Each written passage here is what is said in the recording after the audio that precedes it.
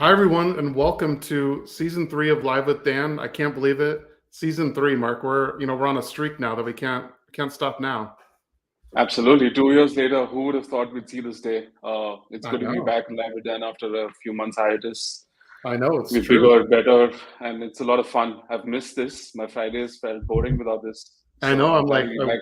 I wake up and there's something missing. So we're back, and season 3, we have a lot of fun things planned for you. In a minute, we'll bring on Rob, who's our guest today. And first, I know what we want to do is mention our XDay event happening here Yeah, in Austin on the 27th. So, Mark, you'll put a link in there in the comments about this. But we have a ton of great speakers and lineups and panels coming. I know we're still adding additional speakers, but we have like Bill Trovinger from Albertsons, Lauren Phillips from Dallas Fort Worth, or Visit Fort Worth rather.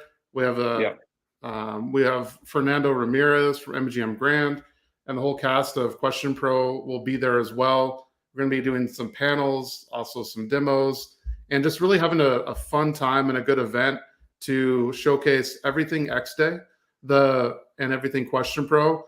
Really, the hmm theme this year is about vision. Like, are you seeing your data right? Are you seeing your customers, your employees, and really a holistic experience around that? So that is what XDay is. Make sure that you click the link and register. If you have any questions, feel free to reach out to really anybody at Question Pro. We're all kind of fully in tuned with the event, and we'd love to see you there. If you have questions, if you need recommendations on where to stay, how to get discounted tickets, and so forth, definitely reach out to me or reach out to your representatives. We would love for you to be there. Anything else to say on X Day, Mark? Not next day, but you're going up to Canada next week for ESOMAR, right? Yeah, that's You right. want to talk about that a little bit? So I'll be at ESOMAR next week. I guess it's the end of next week. I leave next weekend, The end but of next week. it's the following week. I'll be there. I know Question Pro is sponsoring the kickoff cocktail hour, so make sure you come to that for some free drinks on Question Pro. Where I'll be excited to welcome you there. And it's really nice because it's really the first time I think globally that people have come together at such a grand stage for ESOMAR and the event. It's not in like North America very often, or this part of the country or region rather. So hmm definitely attend. I don't think it's not too late to attend. I know there's still tickets available and you can purchase them. So definitely check out ESOMAR if you're not there, or if you haven't purchased your tickets yet. I'll be there. I know Rob coming on. He mentioned he'll be there. There's a good everyone I talked to is like, "Are you going to be at ESOMAR?" So Yeah. even Vignesh from Research Defender yesterday, he said, "I'm going to be at ESOMAR." So a lot of people will be there globally. It's such a great event, and just super excited about that as well. So yeah, thanks, Mark. I appreciate you bringing that up because I did want to mention that. Absolutely. Awesome. Well, let's go ahead and bring in the guest today. We have Rob Volpe from Ignite 360. Maybe Rob, I don't know, are you better well known for your book or from Ignite 360? What would you say? Yes. Okay. I mean, Ignite 360 has been around for 11 years, so I think we've got some recognition there. But the book Right. has certainly helped Mm. more people get introduced to me, and by way of that, the company and some of the other things that we do. Right. So your book is titled Tell me more about that, solving the empathy crisis. Solving the empathy crisis one at a time. Conversation at a time. One Yeah. conversation at a time. Okay. I had it there. I was like trying to read on my notes and I think part of it got cut off. So I apologize there. But so tell me more about that. Solving the empathy crisis, one conversation at a time.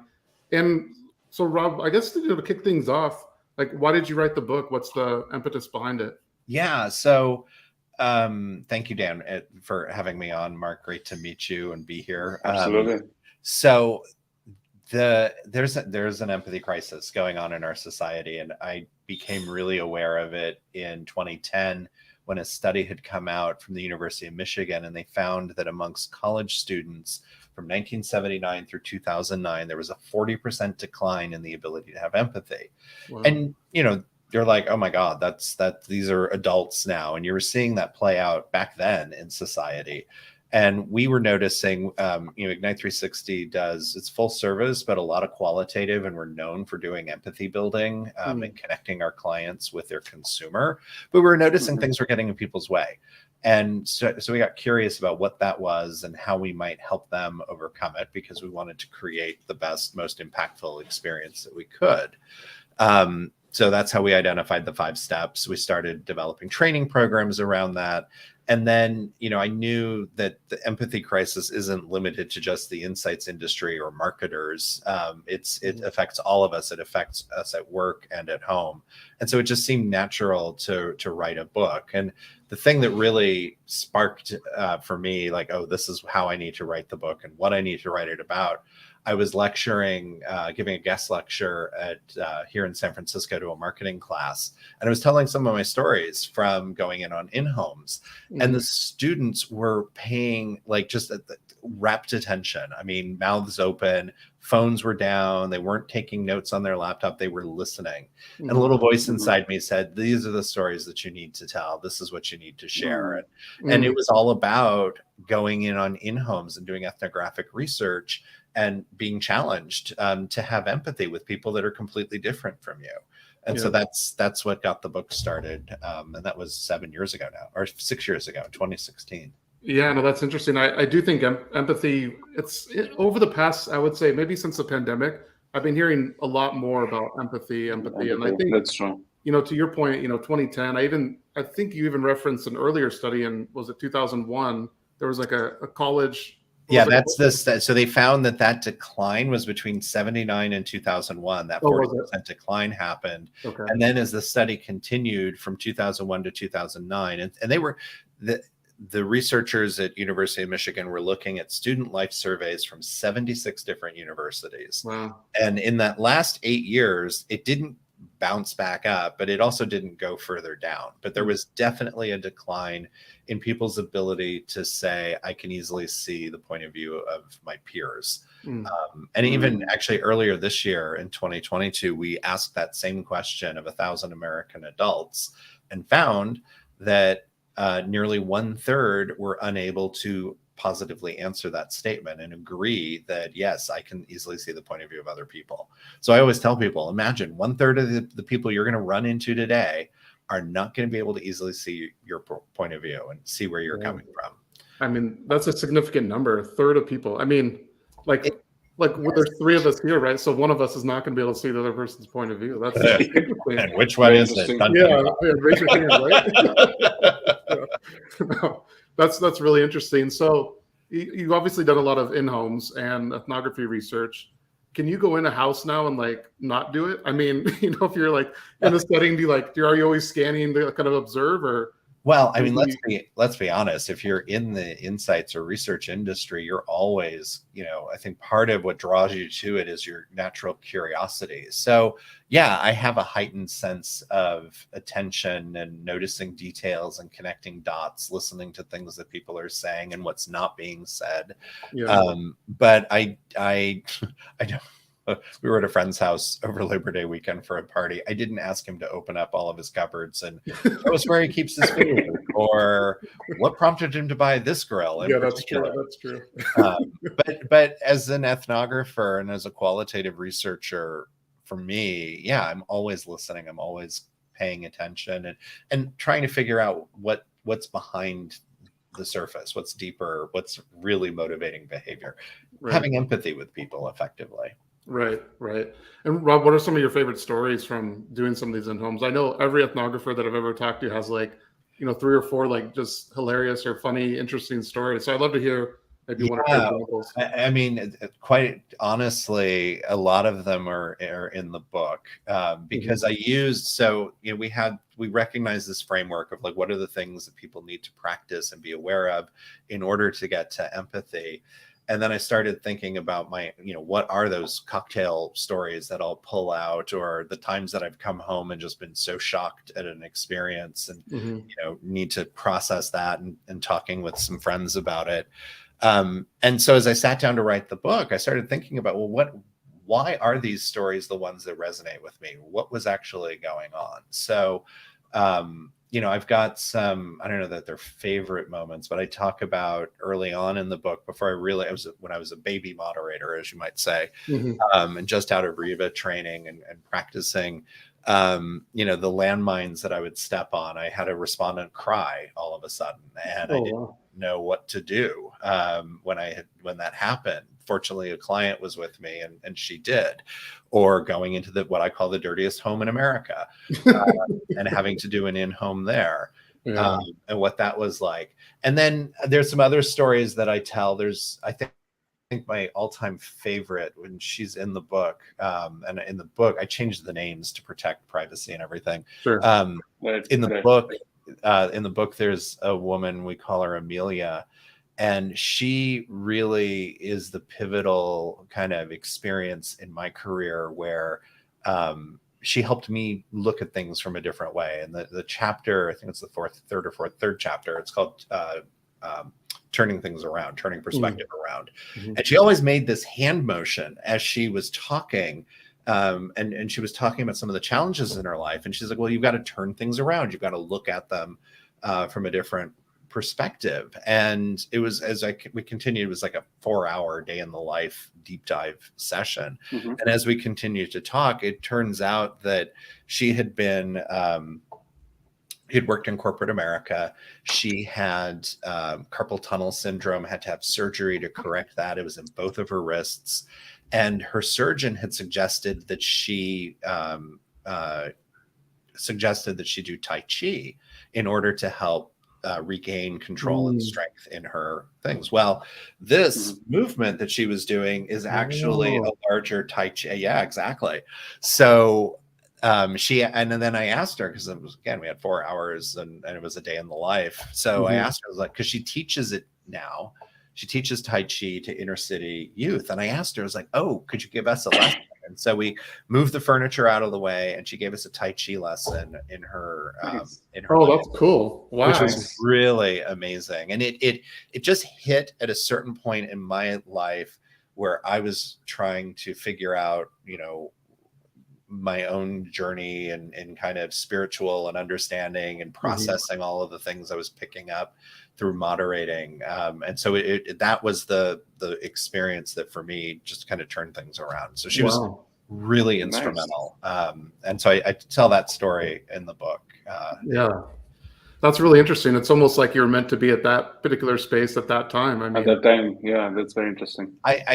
There's the serendipity in research is part of what I love, and that's part of what I write in the book, and I'm sharing stories, and that's what empathy is all about. It's about connecting with other people. It's the everyday humanity and people that I wouldn't necessarily have met otherwise, but now I have this opportunity and to hear stories from them. And I think we all can be inspirations to others. We all have some lesson to share.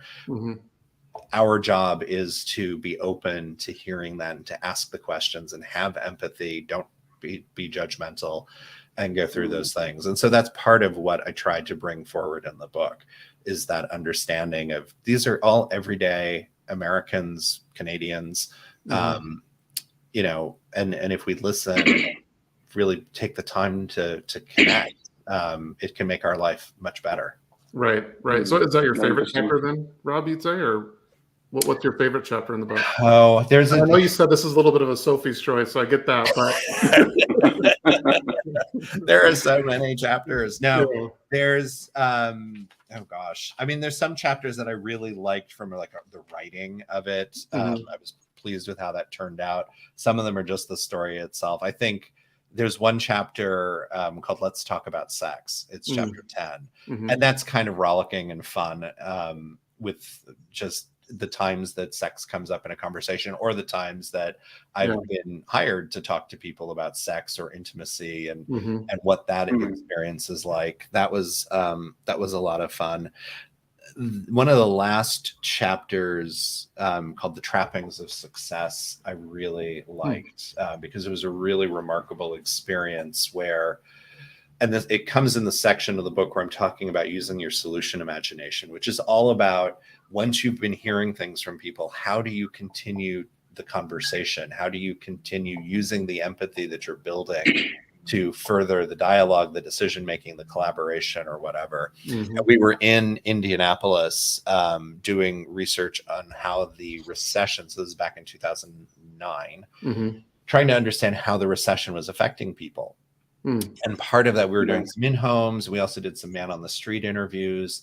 And we were in Indianapolis during race weekend. And I grew up outside of Indiana, so there's some stuff there for me that I write about. But being there in Indianapolis, we were doing intercepts at the mall, at the City Center Mall, I think it's called, or Circle Center. Anyway, at the big mall downtown, and it was race weekend, so a lot of people. And the very last interview, last person that came up to share and talk, it turned out that he was homeless. And you would not have known looking at him that he was homeless. He had a polo shirt on, he had tennis shoes, jeans, he had a backpack, clean, didn't no smell or anything like that. So not the stereotype of the bum on the street. Sure. And you approach it and you're a little surprised and not really sure, is this real? Is he pulling my leg? And so I started asking questions and heard all about his story. And then we ended up talking for 45 minutes. Client and I, we were blown away. And everything, I've got some different tricks on how I, verify and validate and go back to things and look for consistency. And his story was holding up. And we left that experience just completely moved, because this is a guy who lost everything during the recession, lost his home, lost his wife, his kids, job, all of it. And he was just rebuilding and living on the streets. And so we leave that, we go back to our hotel.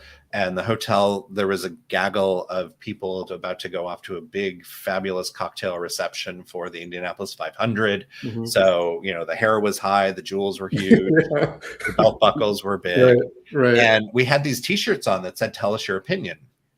And as we're walking through the hotel, one woman turns to me and she's like, "Oh, what do you want to know my opinion about?" And I explained that we were talking to people about the recession, how it had impacted them.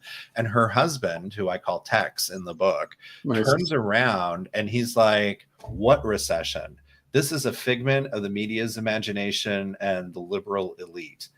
And it was like, I just heard, and I was so drained and dumbstruck, and, like, how do you respond to that in that moment? It was so exhausted. But it's a really powerful story. It's a powerful lesson that's in the book. So I think that's one of my favorite chapters as well. That's interesting. I think Tex is a perfect name for him too. So that's he had the belt buckle. Yeah. It was just the whole setting. And I kind of explained more of that there. I mean, that's a great analogy, right? Of even someone that needs to be a little more empathetic to other things or things that are actually happening. And he's apparently pretty oblivious, or didn't want to admit things, I guess. But. And just felt that he needed to come out with a judgmental statement that he doesn't even believe it, which then shut me down. So I wasn't even going to engage. Instead of going, "Oh, that's interesting. Tell me what you've heard." And then let me talk for a few minutes. And he's like, "Because where I come from, like, I'm not seeing that, or I don't necessarily believe it." He just didn't have that curiosity. He needed to just be right. And so he was judgmental with me. And then that prevented me from even having empathy with him. Right.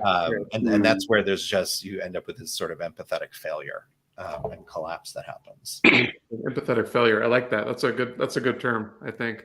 So is part of empathy just really wanting to understand other people's points of view? I mean, this guy obviously like shut you off, but I think to me, a lot of empathy would stem from, hey, I'm just kind of curious, like, what's your point of view on things? I want to find out more. And whether we're right or wrong, or we disagree, we can agree to disagree and both, kind of live well. But is that part of what you think, Rob, or am I talking out of both sides of my mouth there? What do you think? No, you're absolutely correct. I think there are a lot of misconceptions and misunderstandings around empathy. And ultimately it's like, yeah, Dan, you want to hear those people, you want to know where they're coming from. But that's not the end point. Once you have that, it becomes the secret ingredient to how you communicate, how you collaborate with other people reach compromise, how you persuade others, how you might come up with new ideas or problem solve, how you reach forgiveness with others, how you establish trust, how you have compassion. So empathy is this secret ingredient that lets you do all those other things much, much better, more effectively, which then in turn makes you better at whatever it is that you want to be in your life, whether it's a leader or a team member, a manager, a partner, a family member, a friend. That's the beauty of empathy. That's the real power of empathy. But that's what we're trying to help people understand. It's like having empathy is just the first step. It's really then what you do with it and how it informs the things that you do. So yes, you need to be curious. There's the 5 steps in that moment to follow, but then it's really, what do you do with it afterward? Got it. So that's why it's so important. I mean, it's the kind of unlocks all these other avenues that you can go down. So that's really interesting. Yeah. I mean, it's like, if you're trying to make a decision, you want to have the whole picture, right? And we'll just say that the picture is a pie. It's a pie graph. And if you don't have, 30% of the pie, do you have the whole picture? No. Well, empathy is like at least a third of the data point that you need in order to make effective decisions. So you're missing the whole picture. So is that really the best decision that you're making, or are you communicating in the best way about it because you're missing that other point of view? And it informs so much. Right. No, that's really interesting. I think not enough is being talked about empathy. I hear about it a lot, but even having this conversation with you, I feel like I understand it at a deeper level and what the importance of it. So, I mean, keep up with this message because I think it's super important. Well, thank you for helping spread the word. And, we just have to have the courage to be empathetic and to try and to do it one conversation at a time. Let me ask you one more question. How do you get such a cool title as empathy activist? Is it self-appointed or did somebody call you that? What's the story around that? The history on that, someone else was using that on LinkedIn like 7-8 years ago. And I saw it and I was like, oh my God, that's such an awesome, I loved the tension between the words because empathy is so soft and then activist. And so I asked the individual, I wish I had written down her name, but I asked her, hey, would you mind if I used that as well? And she was like, no, go ahead. And so I took it on. And so if other people would like to be an empathy activist, there is plenty of room. It's for everyone. Something we all need to be doing. And activism isn't necessarily marching in the streets. It's taking action to bring about change. And you do that one conversation at a time. And it can be with the people around you, or you can write a book and show up on podcasts and Live with Dan. And right. Just don't be like text, right?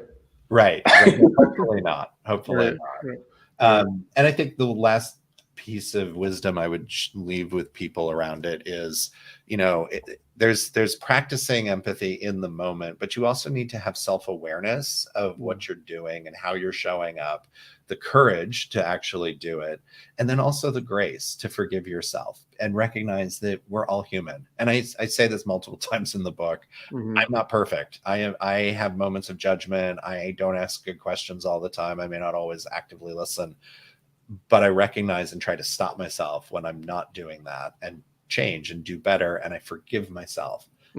What's important is the trying to do better. And over time you will improve. Right. I think the forgiveness is actually a good point, right? Because no one's perfect. You're all going to make mistakes, but being able to forgive yourself and it's okay. You'll do better next time.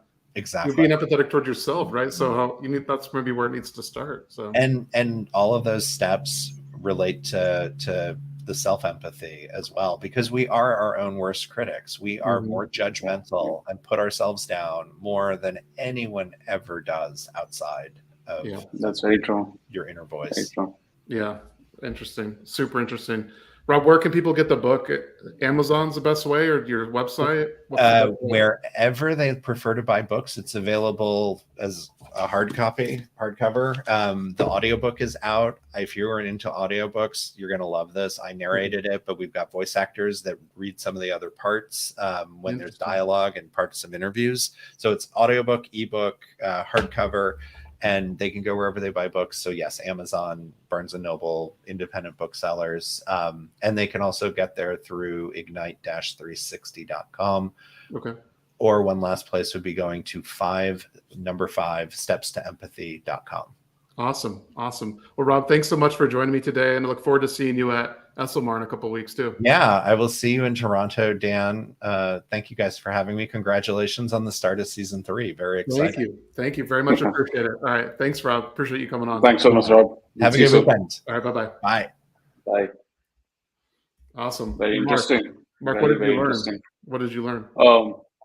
It's actually very interesting. I don't know. I mean, it seems to be the flavor of the season. I was just speaking to someone about empathy yesterday, and I wanted to make notes when Rob was talking because he said a lot of interesting points. I'm actually going to go back and listen to this, but I think it's super, super interesting. Even something as small as just being able to see eye to eye with other people's point of view, even if you disagree with it, but just being able to like listen to them, I think is super important. And I think Rob mentioned something like serendipity in research or market research. I mean, I think that's super powerful, and that really, really resonates well with the audience. Yeah, no, I would agree. And just empathy activists, I think we all could be a little bit more like Rob in that regard. So that's awesome. Absolutely. Great. Well, I think we can wrap up the show today. I know next week we'll have an internal guest talking about a shopper study in the UK. So that'll be exciting, and hopefully get some of the UK market there. And then we will continue to have, like with Dan, we have 10, 12 episodes lined up throughout the next couple months. So it's going to be exciting. We have a lot of surprises and more fun times ahead. So with that, have a good day, good night, good evening, and we'll see you all next week. All right, see y'all.